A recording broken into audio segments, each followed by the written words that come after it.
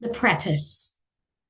I have endeavored in this ghostly little book to raise the ghost of an idea, which shall not put my readers out of humor with themselves, with each other, with the season, or with me. May it haunt their houses pleasantly, and no one wish to lay it. Their faithful friend and servant, C.D. Charles Dickens. December 1843. This is A Christmas Carol by Charles Dickens. And here we have the table of contents. So we start with stave 1, and you will have to look up what stave means. The first of 3 spirits is stave 2. Stave 3 is the second. The third, or stave 4, is the last of the spirits, and stave 5 is the end of it. So, our first illustration is Marley's ghost. There he is. This is Marley. This is Scrooge. So, stave 1. Marley's ghost. Marley was dead to begin with. There is no doubt whatever about that. The register of his burial was signed by the clergyman, the clerk, the undertaker, and the chief mourner. Scrooge signed it. And Scrooge's name was good upon change for anything he chose to put his hand to. Old Marley was as dead as a doornail. Mind, I don't mean to say that I know of my own knowledge what there is particularly dead about a doornail. I might have been inclined myself to regard a coffin nail as the deadest piece of ironmongery in the trade. But the wisdom of our ancestors is in the simile, and my unhallowed hands shall not disturb it, or the country's done for. You will therefore permit me to repeat emphatically, Marley was dead as a doornail. Scrooge knew he was dead. Of course he did. How could it be otherwise? Scrooge and he were partners for I don't know how many years. Scrooge was his sole executor, his sole administrator, his sole assign, his sole residuary legatee, his sole friend, and sole mourner.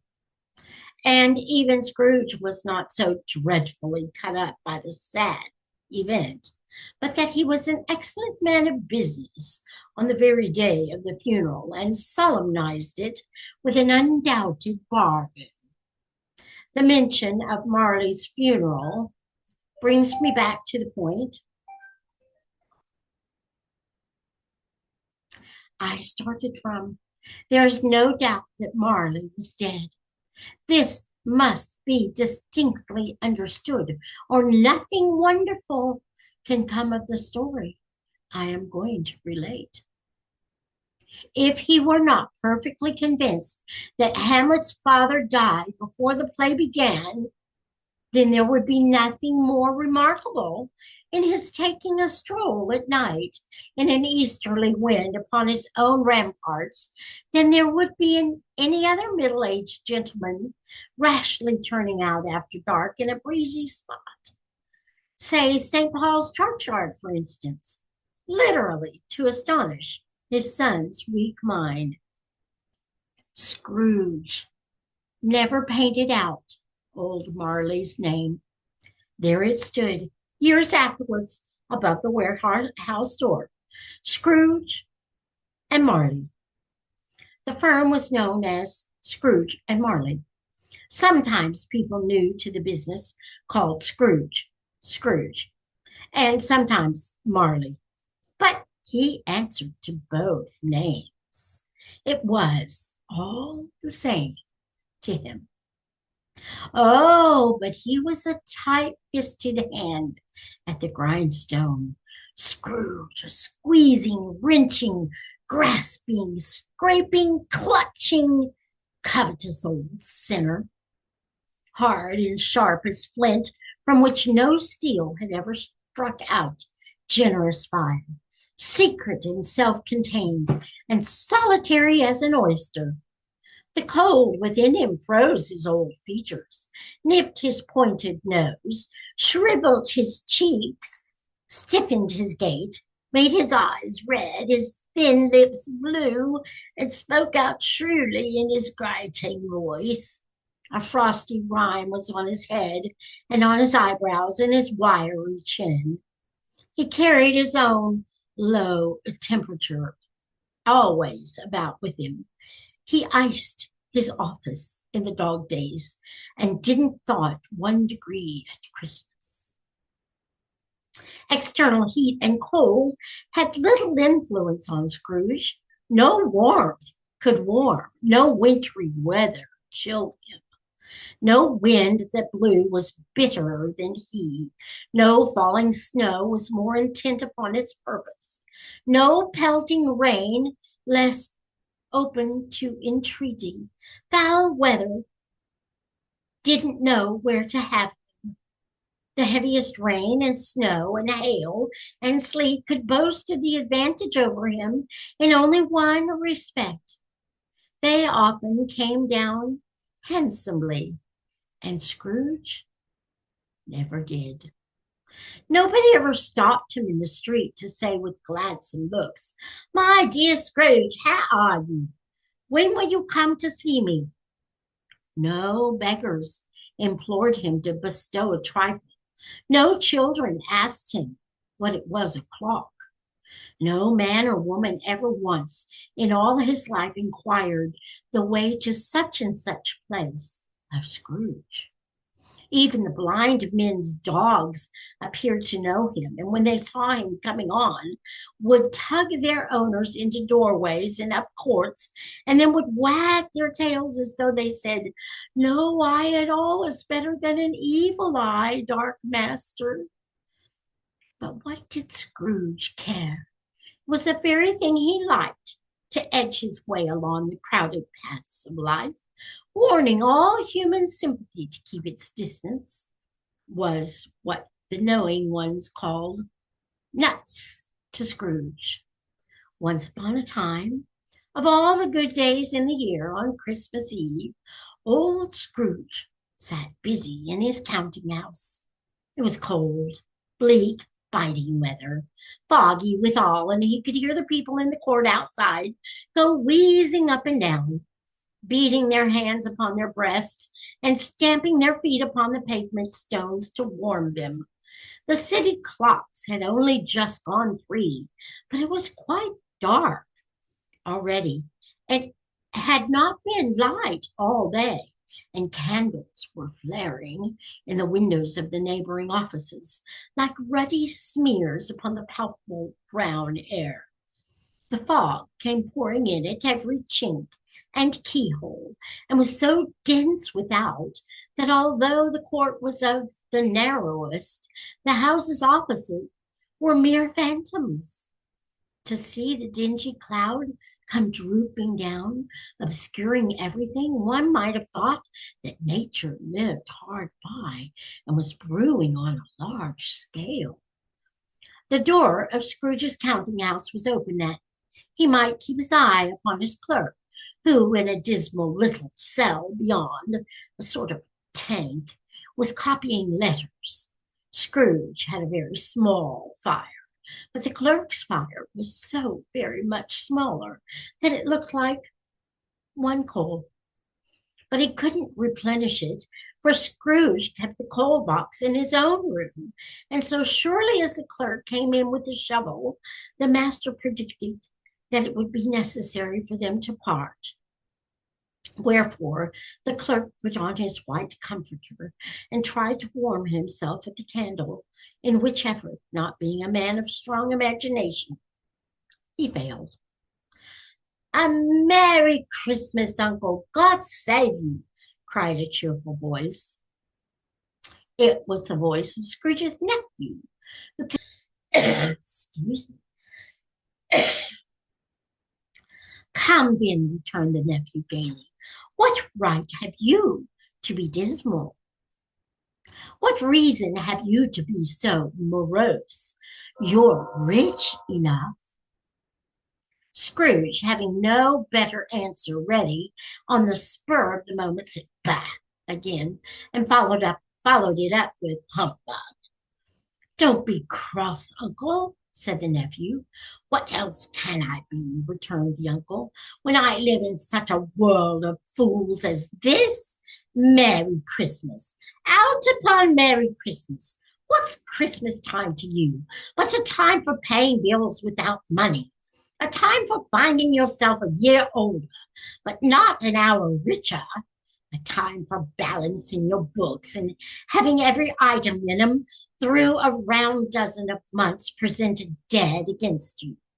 If I could work my will, said Scrooge indignantly, every idiot who goes about with Merry Christmas on his lips should be boiled in his own pudding and buried with a stick of holly through his heart. He should. Uncle, pleaded the nephew. Nephew, returned the uncle sternly, keep Christmas in your own way, and let me keep it in mine.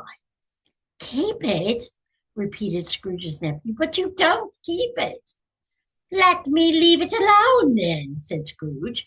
Much good may it do to you, much good it has ever done you. There are many things from which I might have derived good, by which I have not profited, I dare say, returned the nephew. Christmas among the rest, but I am sure I have always thought of Christmas time, when it has come round, apart from the veneration due its sacred name and origin, if anything belonging to it can be apart from that, as a good time, a kind, forgiving, charitable, pleasant time, the only time I know of in the long calendar of the year when men and women seem by one consent to open their shut-up hearts freely and to think of people below them as if they were really fellow passengers to the grave and not another race of creatures bound on other journeys. And therefore, uncle, I, though it has never put a scrap of gold or silver in my pocket, I believe that it has done me good and will do me good. And I say, God bless it. The clerk in the tank involuntarily applauded, becoming immediately sensible of the impropriety. He poked the fire and extinguished the last frail spark forever. Let me hear another sound from you, said Scrooge, and you'll keep your Christmas by losing your situation. You're quite a powerful speaker, sir, he added, turning to his nephew. I wonder you don't go into Parliament. Don't be angry, uncle. Come, dine with us tomorrow. Scrooge said that he would see him. Yes, indeed he did. He went the whole length of the expression and said that he would see him in that extremity first. But why, cried Scrooge's nephew, why? Why did you get married? Said Scrooge. Because I fell in love. Because you fell in love, growled Scrooge, as if that were the only one thing in the world more ridiculous than a Merry Christmas. Good afternoon. Nay, uncle, but you never came to see me before that happened. Why give it as a reason for not coming now? Good afternoon, said Scrooge. I want nothing from you. I ask nothing from you. Why cannot we be friends? Good afternoon, said Scrooge. I am sorry with all my heart to find you so resolute. We have never had any quarrel to which I have been a party, but I have made the trial in homage to Christmas, and I'll keep my Christmas humor to the last. So, a Merry Christmas, Uncle. Good afternoon, said Scrooge, and a Happy New Year. Good afternoon, said Scrooge. His nephew left the room without an angry word, notwithstanding. He stopped at the outer door to bestow the greetings of the season on the clerk, who, cold as he was warmer than Scrooge, for he returned them cordially. "There's another fellow," muttered Scrooge, who overheard him. "My clerk, with 15 shillings a week and a wife and family, talking about a Merry Christmas. I'll retire to Bedlam." This lunatic, in letting Scrooge's nephew out, had let two other people in. They were portly gentlemen, pleasant to behold, and now stood with their hats off in Scrooge's office. They had books and papers in their hands and bowed to him. "Mr. Marley has been dead these 7 years," Scrooge replied. "He died 7 years ago this very night." "We have no doubts his liberality is well represented by his surviving partner," said the gentleman, presenting his credentials. "It certainly was, for there had been two kindred spirits." At the ominous word liberality, Scrooge frowned and shook his head and handed the credentials back.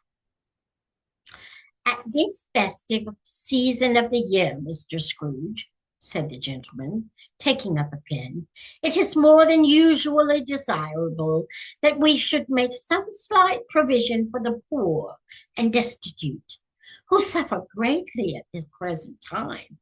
Many thousands are in want of common necessaries. Hundreds of thousands are in want of common comforts, sir."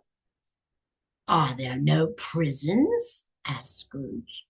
"Plenty of prisons," said the gentleman, laying down the pen again.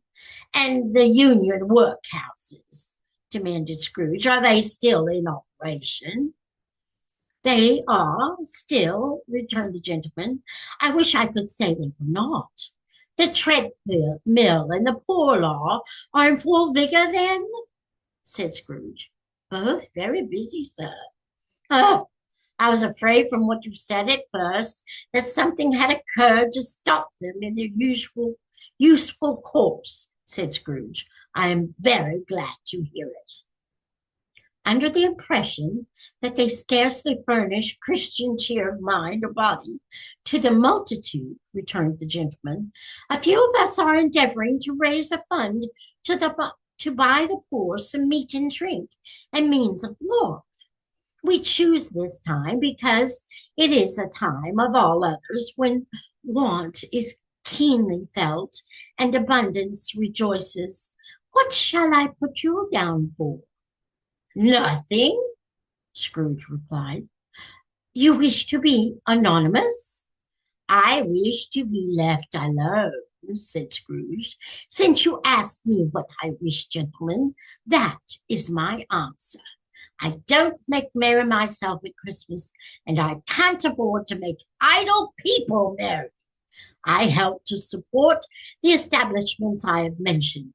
They cost enough, and those who are badly off must go there." "Many can't go there, and many would rather die." "Well, if they would rather die," said Scrooge, "they had better do it, and decrease the surplus population. Besides, excuse me, I don't know that, but you might know it," observed the gentleman. "It's not my business," Scrooge returned. "It's enough for a man to understand his own business and not to interfere with other people's. Mine occupies me constantly. Good afternoon, gentlemen." Seeing clearly that it would be useless to pursue their point, the gentlemen withdrew. Scrooge resumed his labors with an improved opinion of himself and in a more facetious temper than was usual with him. And I am going to stop there for tonight. So until next time, may the Lord bless you and keep you. May he make his face to shine upon you and be gracious to you. May the Lord lift up his countenance upon you and grant you his peace.